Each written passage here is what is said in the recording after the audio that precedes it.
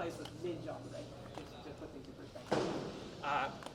So it's going to be really cool. I think that for me, my background actually is fighting games, and it does remind me a bit of fighting games, despite the fact that, say, the prize pool difference is so staggering in the sense that anybody can come and take it, right? You could be one day just somebody in a bedroom or a living room, and now you're getting fighting games that he's written a book on fighting game mentality and things like that. That's very popular in Japan as well as here stateside. And it's crazy to think that, you could start picking up Street Fighter, go to EVO, and that's your round one match, right? Like, that's so cool to me, because even though maybe you'll get absolutely trounced, you'll learn something out of that, right? I think that what events like this let you do is that it kind of lets you recognize just how big the scope of the world is. Growing up, everybody feels like they're the best in the world because they can beat all of their friends in their neighborhood or everyone in their family. And then events like ours kind of serve as like that little ounce of reality where it's like, okay, I'm just a small fish in this vast ocean. And what's really cool and what I really love about what we do here is actually seeing the progression of a player, right? You'll have somebody who comes to their first Dreamhack, maybe they go 0-2, but they keep attending tournaments, keep coming to Dreamhack events, and eventually they make it to Championship Sunday, right? And that's such an incredible Cinderella story that we see on a fairly consistent basis. So yeah, fighting games, I think that what I appreciate about them the most is the fact that they're incredibly digestible. I think you can show fighting games to pretty much anybody and they'll see two people fighting and kind of see, oh, there's like health bars. I can understand this inherently, right? So I feel like it's a really easy, digestible medium when it comes to esports. And if I'm looking at the industry as a whole, I think that especially when you look at, say, what Riot in particular is doing is they're getting ready to go beyond just League of Legends, and they're actually starting to develop their first fighting game as well with the help of the Cannon brothers and things like that. The fighting game space in particular is going to evolve so drastically. So especially, I think, between 2020 and 2025, keep an eye on this scene because it's just going to absolutely explode. How is it for you guys doing Smash Brothers? Because I know that Nintendo doesn't really give any money towards tournaments and stuff. But you have other companies that give NetherRealms and Capcom and whatnot. How is it for a DreamHack to get that prize pool and get that support? Right. So when it comes, every game's a little bit different, right? Because every model's a bit different. Some publishers, for instance, tend to support by signing a check, and that's the prize money, right? Other publishers tend to say the way that we're looking to support instead is more logistically than anything else, or even from a marketing perspective. I think that the way that we put on our tournaments is kind of based around that, right? There is a bit of a give and take relationship in that regard. I can't say that one model is 100% right and one model is 100% wrong by any means. I think that there's different pathways to success in particular. The more important thing, though, is just to make sure at the end of the day, whatever relationship we have between a publisher and whatever level of support they're giving us for doing this event, the most important thing at the end of the day is to make sure that the players themselves have an exceptional experience with the tournament as well as the whole community experience as a whole. So if we can nail that, then at the end of the day, we're kosher. So. But yeah, fighting games this year in Anaheim, we're going to be having, I think, close to 500 competitors in fighting games in particular, which is pretty sweet. The one thing that I would urge y'all to look out for in terms of fighting games at this event would be Super Smash Bros. Melee. Melee in Southern California in particular has such a rich history. This region actually has, I think, the highest distribution of top-level talent in Super Smash Bros. Melee in the entire world. So we're really happy to have a lot of those top-level folk coming out. If you ever played Melee, maybe in a college dorm room or something like that, your experience of playing Melee and your vision of playing that game is going to be so vastly different to what you're going to be seeing on screen. These players are putting in about 6 to 7 inputs per second just to be able to pull out fast, incredible technical things. And while they're doing that, they're also simultaneously solving dozens and dozens of problems every single second as well. So there's a lot of intricacy that kind of lays within the realm of fighting games as a whole. I think Melee does a really good job of capturing it. It's just a matter of sitting down and not really being afraid to ask questions to the person next to you that maybe knows a little bit more, just so you can have the perfect insight in regards to what makes a play so spectacular besides the fact that someone got hit in a cool way and they exploded. So, go figure. We're going to go, the vast majority of this area is just BOC. We're just going to go ahead and just go upstairs so you can kind of see like the rest of it. Like Melissa said before, and like Claire said before, please don't film or take pictures yet. This is all still very much being built out and work in progress. What you're seeing now is it's gonna be night and day when you come in tomorrow or any time this weekend, for sure. So. Anybody have any questions about the gaming or esports space, by the way, while we're walking?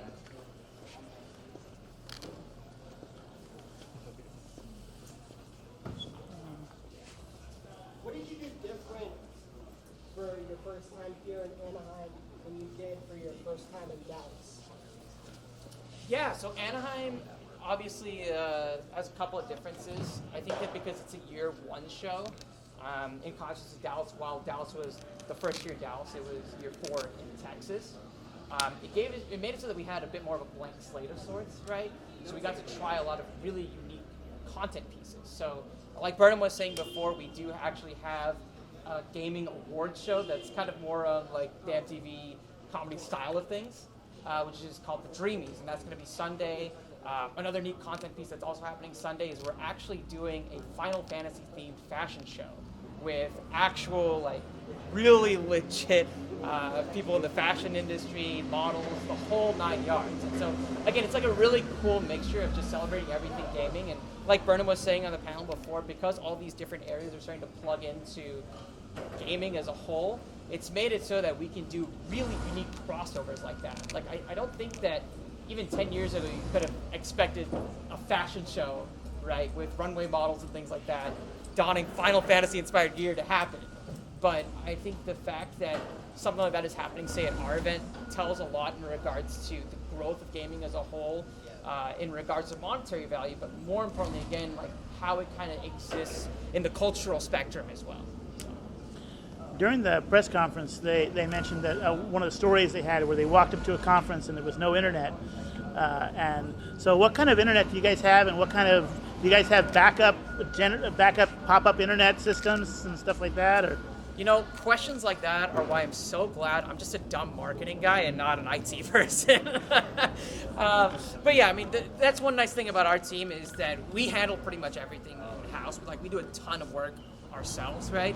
And as a result of that, we're very good at solving problems and making sure there's a plan A, B, C, D, and Z, most importantly, at the end of the day. So I don't worry too much about anything. You know, things obviously, you know, for any event organizer or anything like that, there's always going to be some things, you know, especially as the show goes on, that will pop up. The biggest thing is, and what we've been very fortunate to do with all of our experience, is have the experience to be able to solve those problems quickly before it affects the attendee experience at the end of the day.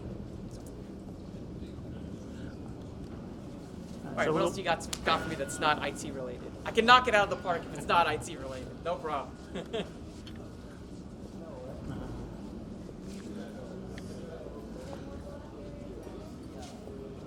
I just realized I've been walking backwards. Esports Circus. First shot, we should go this way, don't we?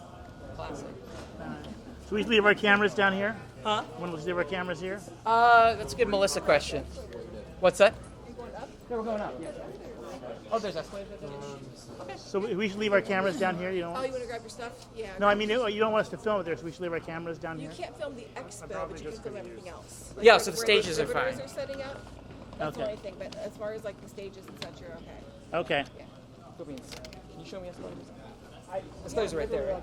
No, if you go out these doors. Oh, perfect. Cool. Did you come down the other way? I came down the other way. I came down the secret way. Yeah, pretty much. There's escalators. What's up? Oh,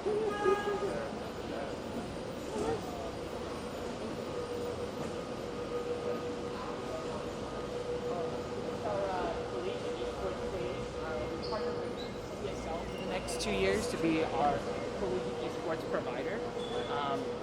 I think that collegiate esports is really unique and really important. I think it's a very good way to make sure that not just like a fraction of the population from on campus is engaged, but actually closing the gap and making as many students engaged as possible. So How many teams do you have coming? How many sports? that's a great question. We have a couple of different events that are actually happening. I believe it's 8 to 16 schools. I'd have to check in with CSL again to figure that out. But you can expect a couple of different collegiate events that are happening this weekend.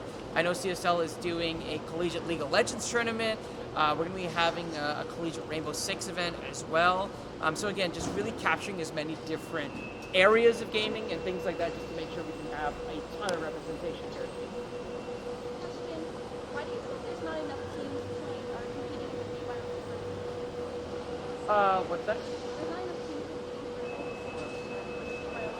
I thought that was more of an invitational from a collegiate perspective, but I'll need to double check on that. It was another team that handled it. So.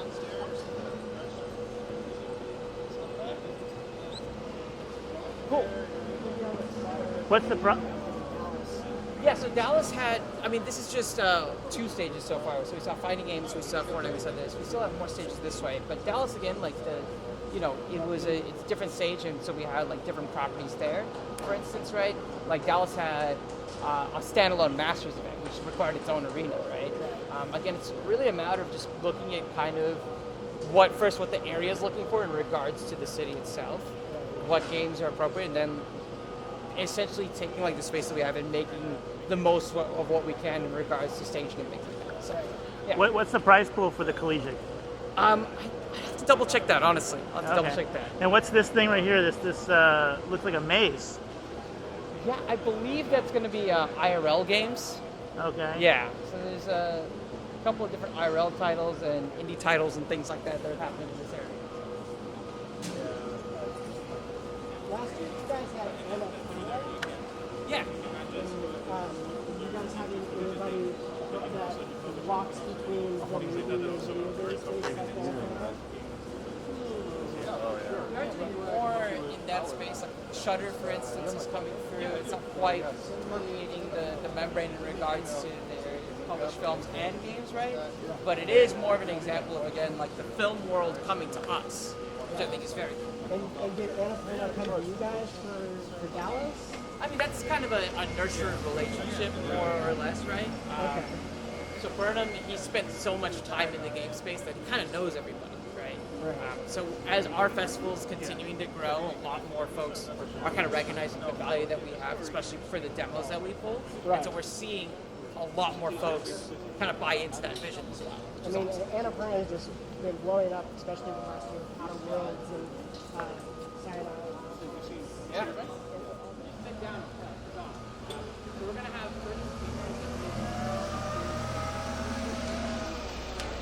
everything from top level creators all the way to folks who are maybe a bit newer into their streaming journey. We're also going to be having a Stream Studio boot camp this weekend as well. So that's for folks who are just getting their feet wet in the world of streaming, just going through best practices and things like that in regards to how you take your stream really to the next level and how you can continue to grow. So streaming in particular, like I think is a surprise to no one, has really been taking off. Right now in the industry, we're seeing a lot of movement, especially at the top level, but with exclusivity contracts being signed to Twitch, Mixer, and YouTube respectively. So it's a space that we're continuing to monitor and continuing to foster. I think that what's always great for us is kind of similar to the stories that I told you downstairs about fighting game players coming in as newbies and eventually grinding their way up and becoming top level talent. We see that a lot in our stream studio as well, right? Folks who maybe come on board and they don't have a ton of viewers, and after being with our program and everything like that, after networking with other creators that are near them, as well as creators who are flying in just for our event, it gives them the inspiration and the network that they need to really grow into their journey. A good example of this would be Harris Heller, who was our Stream Studio host last year. I think when he came on, he had something like, 2,000, 3,000 followers, something like that. After spending over a year with us, he's gotten to the point where I think we multiplied his follower count by something like an interval of like 100, something like that. It was pretty nuts. He's got an agent now and things like that. He's doing a ton of work with Elgato, Twitch, things like that. Like, it's such a cool story, right? And areas like the Stream Studio, again, exist really to foster stories and moments like that, right? It's not just about highlighting the biggest creator by any means. It's about making the feeling of like having a giant creator there and then having somebody who's a bit newer next to them and the inspiration that you get from a moment like that. So. When I was at Dreamhack Dallas, we had a lot of payments. Yep. Let's take a look at the streaming studios setting up. So you got a camera right there. Got a camera, looks like Logitech. Got a microphone, headphones, computer. So you got a mixer there. Stream Deck. This one's like almost all set up here. This is going to look like. So you can get a stream studio. You can get a streamer boot camp going here, and very, very cool stuff. Lighting, looks like it's got a little lighting there. Very cool stuff. Yeah, I think that it just remains to be seen, etc., to be able to compete onto this tournament. Eventually, they're going to move on to this for reasons. Oh, right now I can see that ad you guys are doing right now. Massive, like, Yeah, it's $100,000. that's insane. Have you guys thought about doing, I know right now, another game called the Pro, really popular. Oh, cool. And I've seen a lot of that.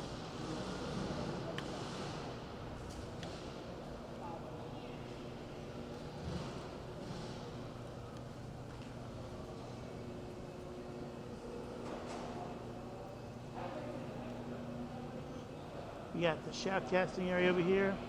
You got 3 cameras. I'm talking to my camera. So you got the shoutcasters. Got their monitors for their viewing, and you got 3 cameras there. You got lighting. You got some Kino flows.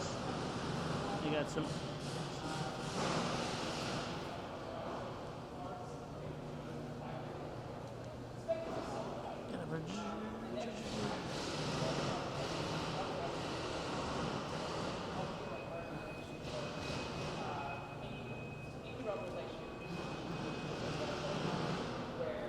With that particular event, what's going to happen is there's going to be different indies that will come to different meetings from each other through our audience and things like that. Well, it's a bit different than that, just because this is more focused on the multiplayer piece. Because the idea is that the team that wins here, the Indie Rumble, is not only getting bragging rights, but they're actually getting $2,500 and their own dedicated tournament at Dreamhack Dallas. It's like one of those really cool areas where we're trying to figure out, okay, what's the next Rocket League, right? Like, what does that look like? Because Rocket League, when it came out, was, just a bit of a sleeper hit, and eventually people played it and were like, whoa, this game's really cool, and it's multiplayer, and I can play with my friends, and it's super easy to get into. That's what we're looking to basically populate. I think that we have the infrastructure to do that, we have the base that's accepting of it, and we have a wide enough array of gamers here to make it really successful and also make it a very interesting use case. I know in Dallas you guys have a mobile